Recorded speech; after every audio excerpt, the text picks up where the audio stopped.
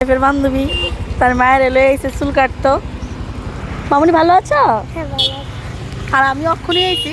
এটা হচ্ছে আমার স্কুল লাইফের বান্ধবী, আর আরেকজন আছে কলেজ লাইফের বান্ধবী, যে আয়া অলরেডি বয়ে দিছে আমার লেগা, মানে তাই মায়ের চুল কাটাইবো।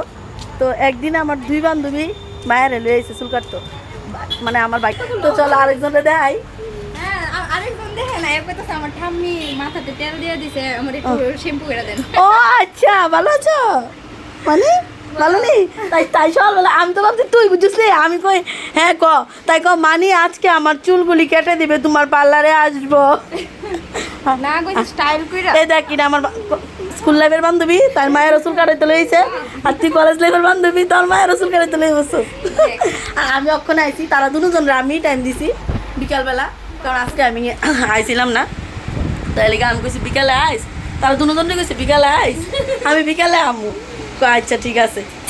তখন আইলাম, ভালোই লাগতেছে। তারা দুজনে দেখে তারা তো অনেক বছর পরে দেখছি, সত্যি অনেক বছর পরে দেখছি। তার লাগে আমি 9-এ থাকতে পড়ছি। দেখো যোগাযোগ থাকুক বা না থাকুক, মনের মিল থাকলে একটু না একটু মানে সম্পর্ক থাকুক, ঠিক আছে না? হ্যাঁ ঠিক আছে। দেখ কত বছর পরে আমরা মানে কথাবার্তা কইছি, একদিন মেলার দেখা সেরা তোর লগে কথা হয়েছে, হ্যাঁ ফোন নাম্বারেই আসলো না, দেখা সেরা চিনছি। এটা হচ্ছে মানে কি তো জানেন বান্ধবী এমন সম্পর্ক, মানে যোগাযোগ না থাকুক কিন্তু বুঝতাম না কেউ রে কোনোদিন। তো চলো আর বেশি লেট করতেছি না, দুজনের কাটতে দিতেছি। একজন তো ওয়াশ করছে, আগে একটা দেলাই দেয়, তারপরে ফেরা কেটে দেবো। মানে এদিকে তাকাও। আর তারা দুজন আছে এদিকে, এই যে আমার স্টাফ। এমনি আসতেছো কেন?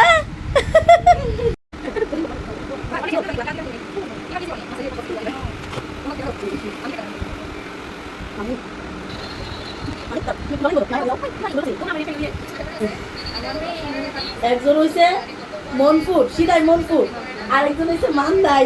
বাবা কত দূরের থেকে আইছে।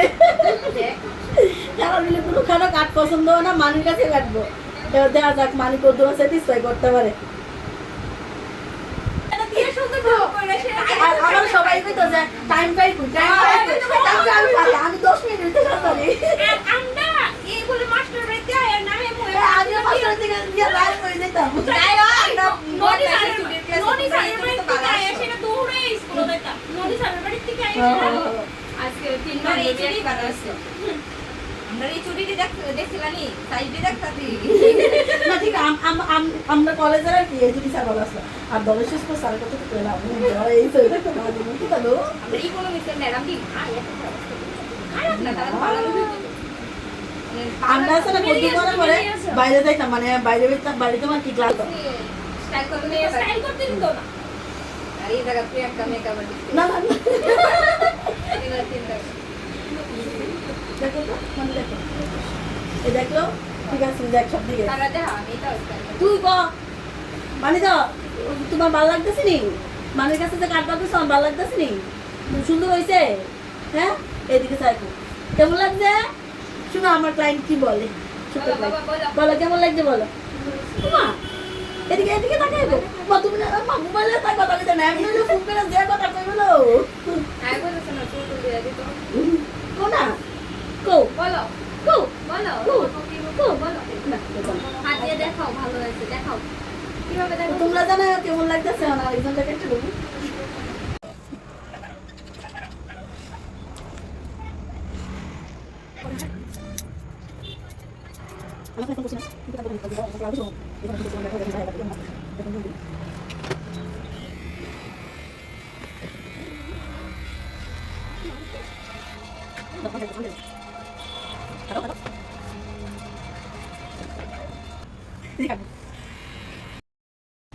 এটাই চেয়েছিলে?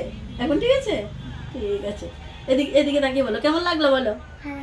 ভালো লাগলো, ঠিক আছে। আমার ভাই পাশের বাসা থেকে দিও ওয়ান উঠলে মনে করা না না ঠিক আছে, না তাই তো বুঝতে পারতেছিল না। নাই কে দিব তোর বয়স কেডা মামা তুমি এভাবে থেকে হ্যাঁ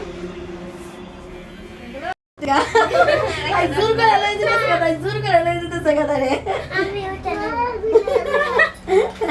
আজ না কি হবে হ্যাঁ টাটা টাটা আবার আসবে আবার আসবে না। হ্যাঁ হ্যাঁ আয় বাবা না বান্ধা বুঝতে পারতাছিল না কেমন লাগবে তারা বানছে যদি আর Smile করো। করে দিলাম তখন কখন কো কেমন লাগতাছে কখন কো মুখে বলো কো তোর পাকাটা আবার দিব আবার তুমি পারো। তাড়াতাড়ি মুখে কো কেমন কেমন লাগতাছে গো জোর করে লইছে কিন্তু রিভিউটা ভালো লাগতাছে পাকানো দিয়া লইতাছে তাও তাই কইতো না কেমন লাগতাছে ঘুষ দিয়া নো নো নো নো বুঝ দিয়া ভালো লাগতাছে বলো কেমন লাগছে এ পাকা দিয়া হাসি দিয়া কইতাছে ভালো লাগছে এবার